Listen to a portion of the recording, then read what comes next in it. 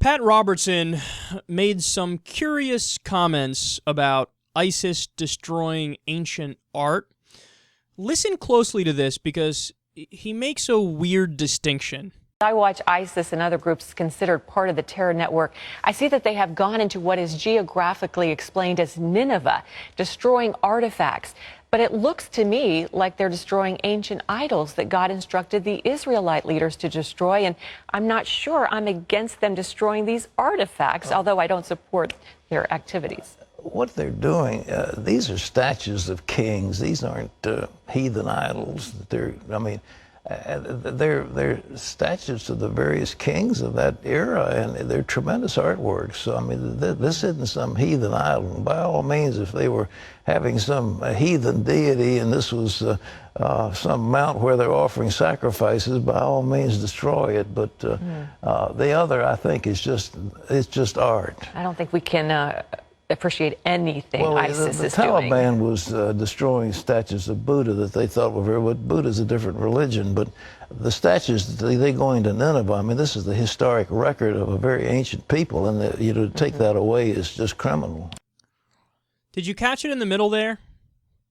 You know that he stepped out of bounds when even his yes women are like, you know, Pat, I don't think we can say anything is good that ISIS is doing. Because he said, well, look, if ISIS was destroying heathen idols, well, then by all means destroy it. But let's make a distinction, people. We're talking about artwork here, and that's different. So they shouldn't destroy that. Do you understand what he's saying? His argument is, if it really does offend the one true God, then yeah, do it.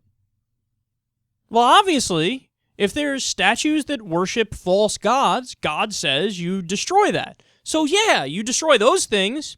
Just make sure you don't go after the artwork, because that's separate and we're cool with that. There's really not that big of a difference between ultra-fundamentalist Christians and ultra-fundamentalist Muslims.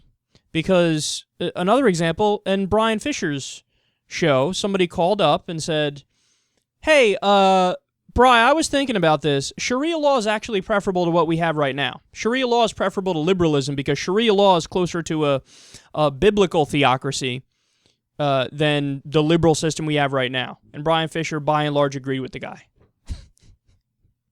And the person who asked the question there, too.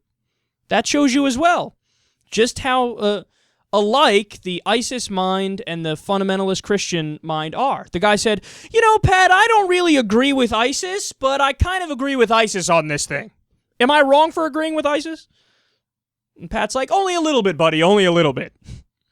There you have it, guys. Which team are you on? Theirs or ours?